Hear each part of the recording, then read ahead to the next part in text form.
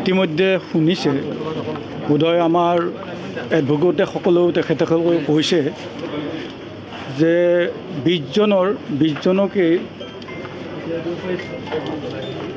Life imprisonment দিয়াৰ কাৰণে আজি ৰায়দান হ'ল। কিন্তু এই ৰায়দানত আমি ভবামতে সেই ৰায়দান নহ'ল।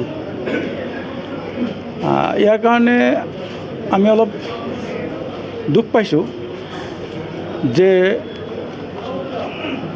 এনেকুৱা নৃশংস ঘটনা আৰু এনেধৰণৰ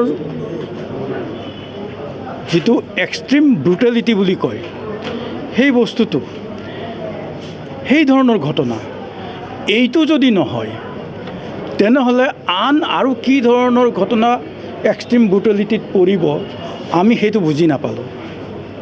আমাৰ মহামান্য আদালতে যিখিনি বিবেচনা কৰি পেলাই ৰায়দান দিলে কিছু সুখী হৈছোঁ যদিও আমি আচলতে মূল যিকেইজন ইয়াত কালপ্ৰিট আছিলে, ষড়যন্ত্ৰকাৰী আছিলে, এই ষড়যন্ত্ৰকাৰী কেইজনৰ ডেথ চেণ্টেঞ্চ হোৱাটো আমি বিচাৰিছিলোঁ। কি কাৰণত নাজানো, মহামান্য আদালতে কি বিবেচনা কৰি সকলোকে একেধৰণৰ পানিছমেণ্ট দিলে। লাইফ ইমপ্ৰিজনমেণ্ট এজনে যদি পাইছে 20জনেও পাইছে।